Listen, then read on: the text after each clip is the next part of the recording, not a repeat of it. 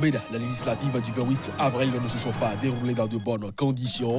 La plateforme des OSC, à la faveur d'une conférence de presse, a fait le point des incidents qui ont émaillé le scrutin.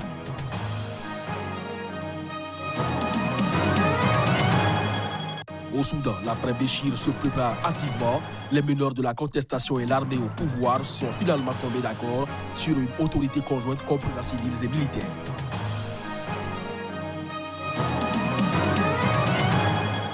Au Cameroun, des membres du groupe djihadiste nigérian Boko Haram ont tué au moins 4 personnes et gravement blessé 4 autres. C'était au cours d'une attaque à Kofia, île camerounaise.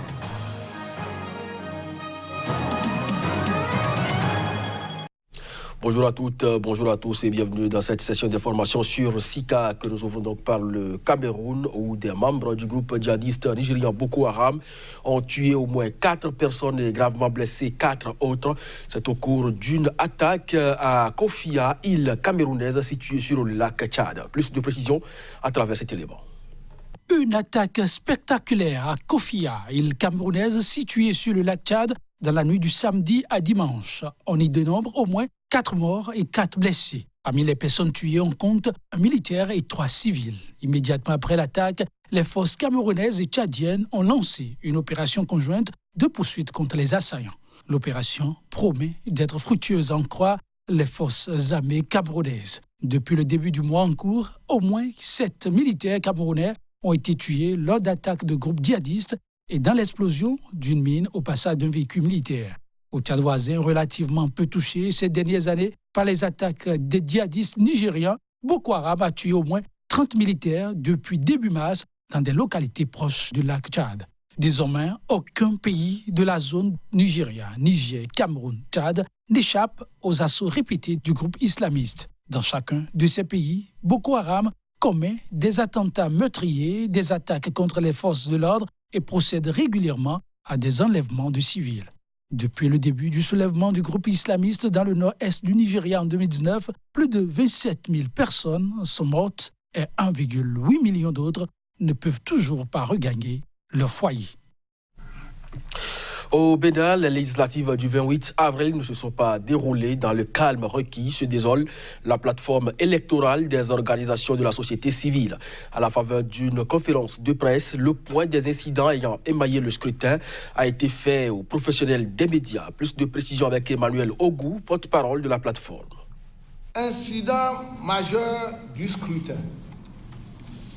Tout au long de la journée, l'ambiance au niveau des postes de vote s'est davantage détériorée au cours de la journée. Ainsi, il a été observé des sorties de divinités locales à Saverne ainsi que des cas de blessés à la suite d'accrochages entre militants des deux partis en lice et ceux de l'opposition. Un décès enregistré à Banté après un accrochage entre population et forces de l'ordre. Un engin blindé incendié à Saverne après un accrochage entre population et forces de l'ordre. Un capitaine de l'armée pris en otage à Saverne. Les populations ont exigé et obtenu en échange de sa libération celle de 8 civils arrêtés ce matin.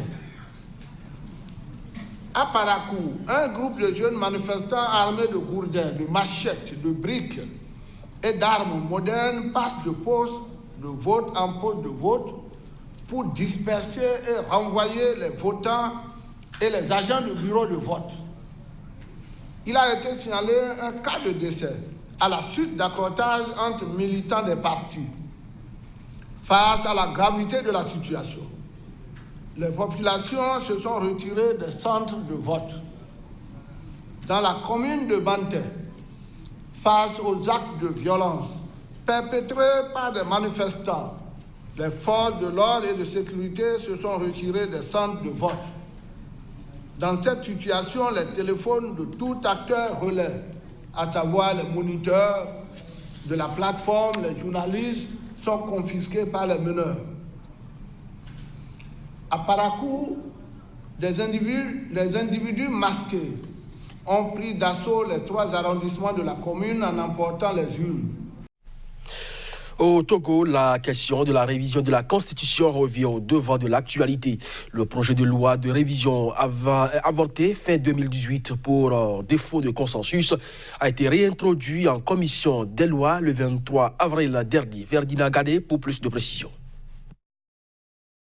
Une semaine après l'installation officielle des commissions parlementaires, la 6e législature au Togo s'attaque à ses principales priorités. Avorté en fin d'année 2018 pour défaut de consensus, le projet de révision constitutionnelle est relancé cette année. Annoncé comme la priorité à l'avènement de cette nouvelle législature, le projet de révision de la Constitution est réintroduit le 23 avril dernier en commission des lois. Selon le ministre de la fonction publique, Gilbert Bawara, venu assister à l'ouverture de la plénière mardi, l'étude du projet de loi de la révision constitutionnelle devra se faire à la base des recommandations de la CEDEAO, tel qu'indique le communiqué final du 53e sommet des chefs d'État de cette institution sous-régionale le 31 juillet 2018 à Lomé, et ceci pour la résolution de la crise sociopolitique déclenchée au Togo le 19 août 2017.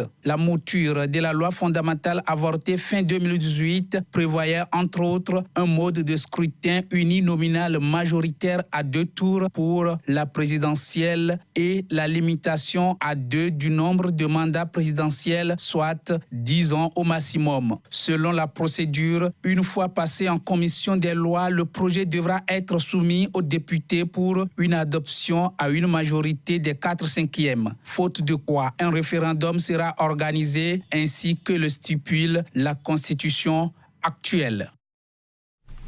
Au Soudan, les meneurs de la contestation et l'armée au pouvoir sont finalement tombés d'accord sur une autorité conjointe comprenant civils et militaires. Une percée majeure dans la crise plus de 2 semaines après la destitution du président Omar el-Béchir.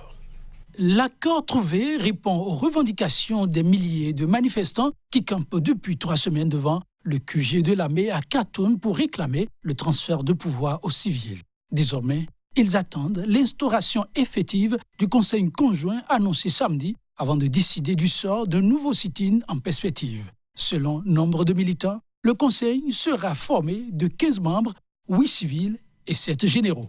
Ce Conseil, qui remplacera le Conseil militaire, constituera l'autorité suprême du pays et sera chargé de former un nouveau gouvernement civil de transition pour gérer les affaires courantes et ouvrir la voie aux premières élections post-Béchir.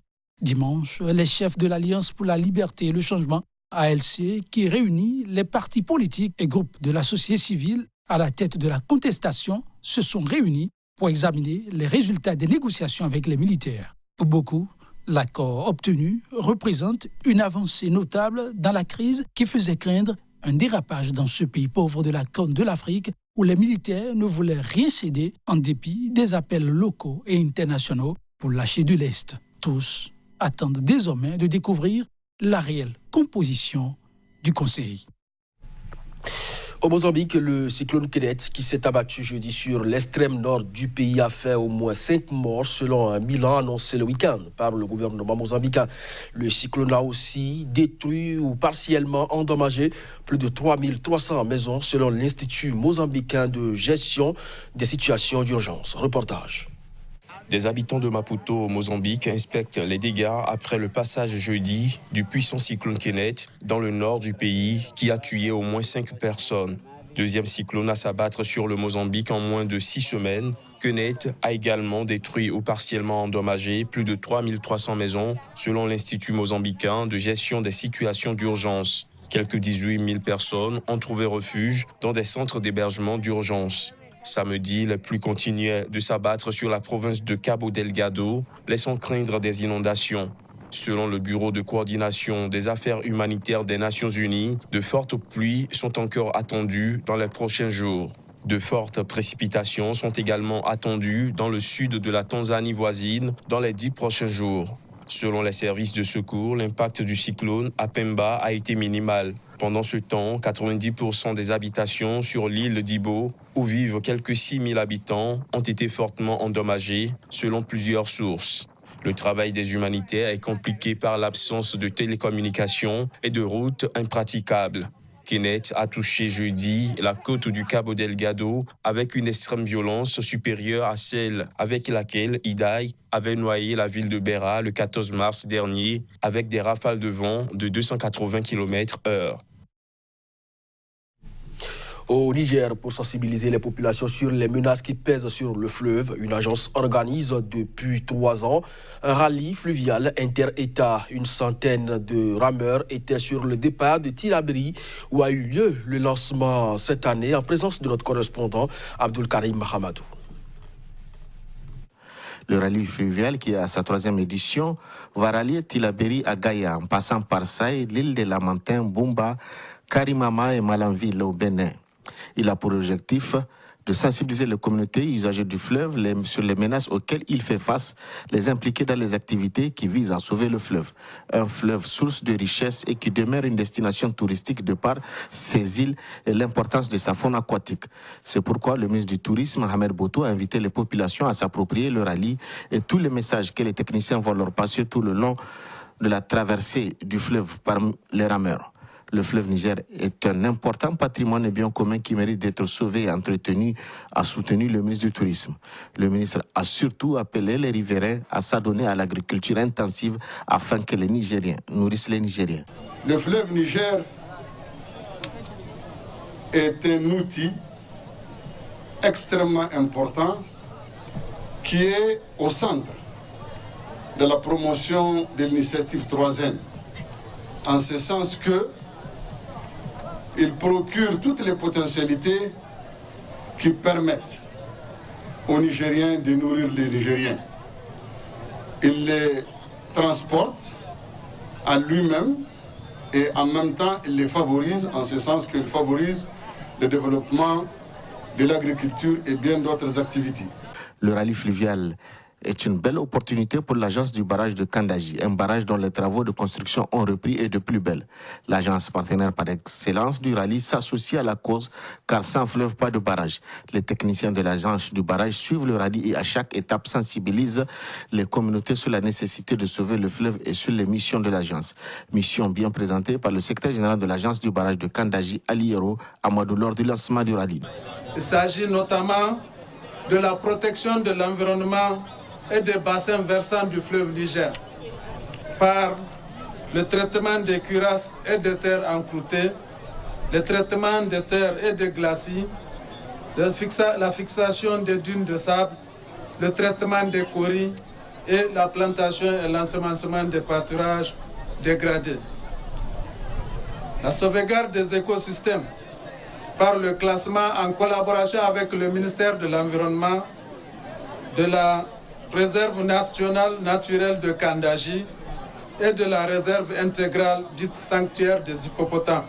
L'agence Songoï Voyage, qui est à l'initiative de ce rallye, ambitionne d'associer les rameurs du Mali et du Nigeria qui n'ont pas pris part au départ de cette 3e édition. Ce sera tout pour cette édition. Merci à vous de nous avoir suivis. Très bonne journée accompagnée des programmes de SICA.